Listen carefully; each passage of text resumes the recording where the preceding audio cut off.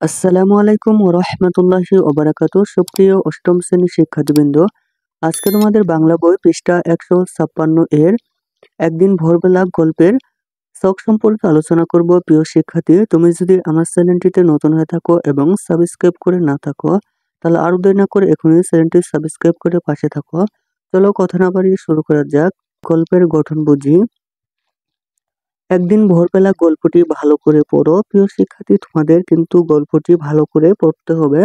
তারপর নিচের প্রশ্নগুলোর উত্তর দাও। কাজটি প্রথমে নিজে করো এবং পরে সহপাঠীদের সাথে আলোচনা করে প্রয়োজনীয় সংশোধন করো।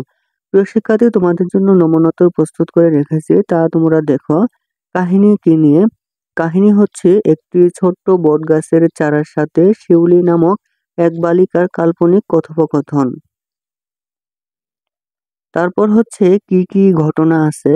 শিউলির ফুল কুড়ানো, একটি বটগাছের ছোট্ট চারাকে বাঁচানোর ঘটনা কাল্পনিক, চারাটির সাথে কথোপকথন কাল্পনিক। কোন কোন চরিত্র আছে? শিউলির মা চরিত্র আছে। প্রিয় শিক্ষার্থী, তারপর হচ্ছে লেখকের দৃষ্টিভঙ্গি কি? লেখকের দৃষ্টিভঙ্গি হচ্ছে বৃক্ষ নিধন না করে বৃক্ষকে বেড়ে উঠতে দেওয়া। প্রিয় শিক্ষার্থী, এ ছিল তোমাদের 156 পৃষ্ঠা এর নমুনা উত্তর। প্রিয় শিক্ষার্থী, সম্পূর্ণ বইয়ের নমুনা উত্তর পেতে প্লেলিস্ট চেক করো এবং ভিডিওটি ভালো লাগলে একটি লাইক করো এবং ভিডিওটিতে একটি শেয়ার করো।